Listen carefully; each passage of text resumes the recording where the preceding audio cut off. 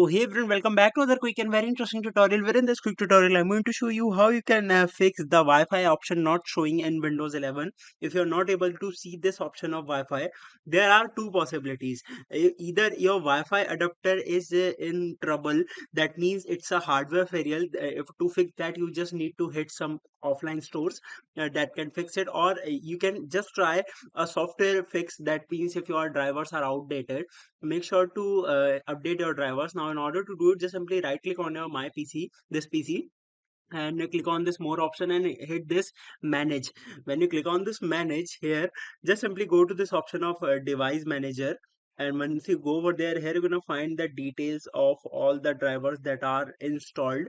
Now all you need to do is to just simply find the network Wi-Fi particular Wi-Fi network driver, and make sure to update it. For example, if your Bluetooth is not working, make sure to update your Bluetooth drivers. And if your network adapters, here you're gonna see, if your Wi-Fi is not working, make sure to update the driver. You can search automatically update for driver. It will telling me that my latest update are installed.